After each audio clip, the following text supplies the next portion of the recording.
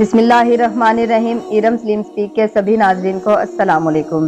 عزیزان محترم، تہران کا مسجد جمکران کا دل دہلا دینے والا ایسا معجزہ کہ امام زمانہ اس نیک انسان کو ملنے کے بعد آخر ایسی کیا وجوہات ہو گئی کہ امام زمانہ نے اس سے رخ پھیر لیا اور وہ روتا چیختا تڑپتا رہ گیا۔ یہ سب جاننے کے لیے ویڈیو کو لاسٹ تک ضرور دیکھیے گا، بہت انفارمیشن ویڈیو ہے۔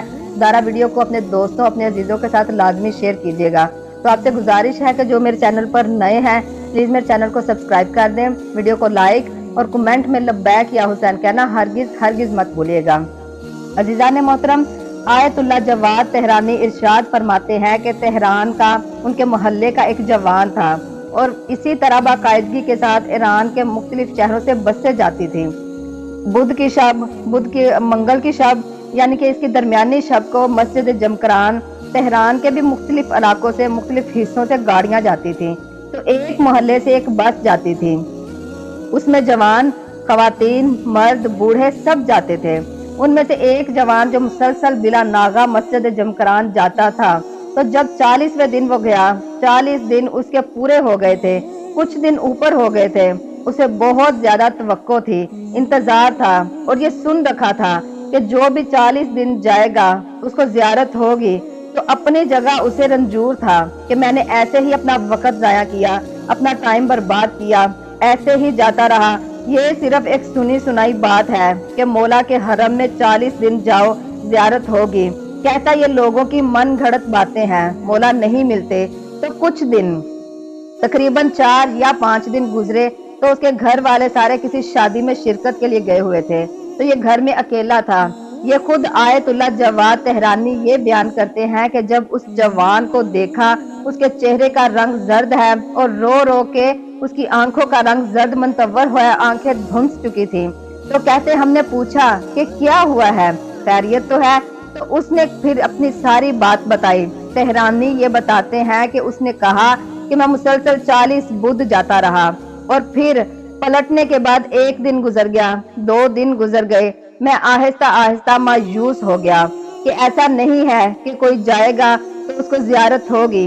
کہتا ہے کہ 5 یا 6 دن گزر گئے، میرے گھر والے سارے شادی میں گئے ہوئے تھے، میں اکیلا تھا گھر پہ، تو رات کے وقت دروازے پر کسی نے دستک دی۔ میں نے دستک سننے کے بعد دروازے کی طرف میں بڑھا اور دروازہ کھولا تو میں نے ایک اجنبی چہرہ دیکھا، انتہائی نورانی، انتہائی خوبصورت چہرہ۔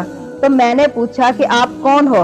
تو اس شخصیت نے جواب دیا کہ میں وہی ہوں جس کے لیے تم 40 بدھ مسجد جمکران جاتے رہے ہو۔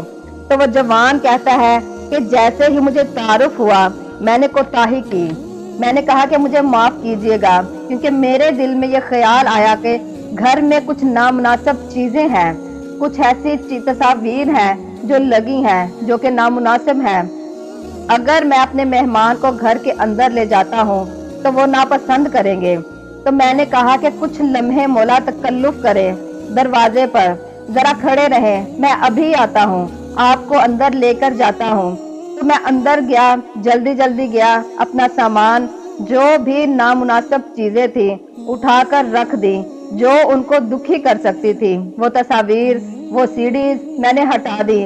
اور اب جب میں پلٹ کر آیا دروازے پر کہ ان کو اندر لے کر آؤں تو وہ میرے دروازے سے عبور کر چکے تھے اور گلی سے مڑ رہے تھے، اور یہ الفاظ ان کی زبان پر تھے کہ اے میرے پروردگار، تو جانتا ہے کہ آج میں کتنے دروازوں پر گیا کہ جو مجھے بلاتے تھے، جو مجھے پکارتے تھے، رو رو کر مجھ سے ملنے کے لیے گریا کرتے تھے، لیکن کوئی بھی تیرے مہدی کو اپنے گھر بلانے کے لیے آمادہ اور تیار نہیں ہے۔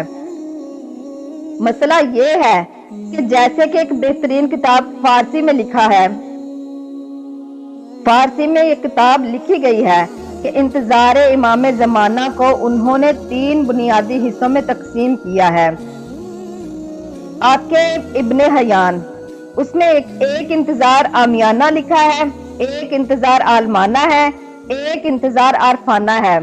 یہ انتظار عامیانہ انتظار ہے جسے انسان تقریباً دعا مانگتا ہے، فرض کرے کہ آ جائے اگر مولا تو ہمارے پاس ایسا کیا ہے، ہم نے اپنی زندگی میں ایسا کیا کیا ہے، اسلام کی تبلیغ کے لیے اسلام ولا کے لیے ہم نے ایسا کیا کام انجام دیا ہے؟ ہم حضرت کو کیا بتا سکتے ہیں، کیا پیش کر سکتے ہیں کہ یہ ہماری کارگزاری ہے؟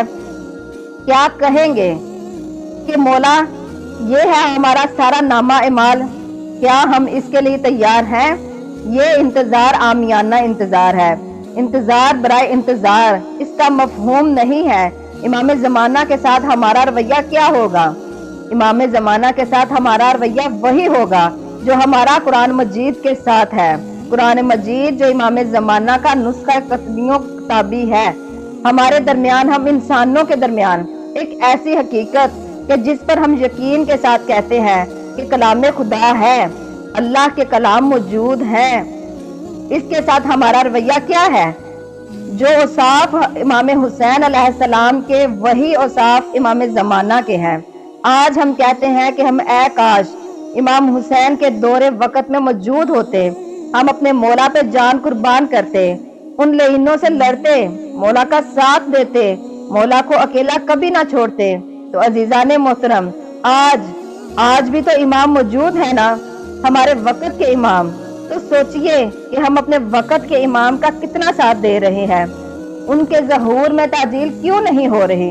کیا ہم اس قابل ہیں کہ مولا آج ہمارے سامنے آ جاتے ہیں تو ہم مولا کے سامنے کھڑے کیا ہو سکتے ہیں؟ کیا ہم آج اپنے وقت کے امام کے لیے کچھ کر رہے ہیں؟ ہم انتظار نہیں کر رہے اپنے آقا کا، بلکہ مولا پردہ غیبت میں ہماری وجہ سے آنسو بہا رہے ہیں، ہمارے گناہوں کی وجہ سے، کہ اے کاش میرے شیعہ، میرے چاہنے والے مجھے دل سے لبیک بولیں، کاش ان کے نامہ اعمال جب میرے پاس آتے ہیں میں ان کو دیکھ کر آنسو نہ بہاؤں۔ خدارا تب کی تو ہم بات کرتے ہیں کہ امام کا ساتھ دیتے، آج جو وقت کے امام موجود ہیں ان کی تو قدر ہمیں کرنی چاہیے کہ وہ جب ہم کو ملنے آئیں، بجائے یہ کہ مولا کو دروازے پہ کھڑا ہونا پڑے، مولا سیدھا ہمارے گھروں میں تشریف لائیں۔ ہمارے دلوں کا، ہمارے گھروں کا ماحول اس طرح سے ہونا چاہیے کہ مولا خود کہے کہ ہاں یہ ہے میرا چاہنے والا، یہ ہے مجھے لبیک دل سے پکارنے والا۔ خدارا اپنے وقت کے امام کی قدر کیجئے، آج ہمارے پاس وقت ہے، کل کو جب ہم اس دنیا سے چلے جائیں گے جب ہمارے پاس کچھ نہیں ہوگا، ہماری خود کی اولاد، ہمارے بہن بھائی، ہمارے رشتہ دار ہمارے کسی کام نہیں آئیں گے۔ اپنے وقت کے امام کی ہمیں ابھی قدر کرنی چاہیے، اپنے وقت کے امام کو خدارا پہچانے کہ ہمارے وقت کے امام موجود ہیں۔ تو عزیزان محترم، مولا آپ سب کو 14 معصومین کا زوار بنائے۔ اپنا بہت سارا خیال رکھیے گا، ملتی ہوں میں اپنی اگلی ویڈیو میں۔ اللہ حافظ۔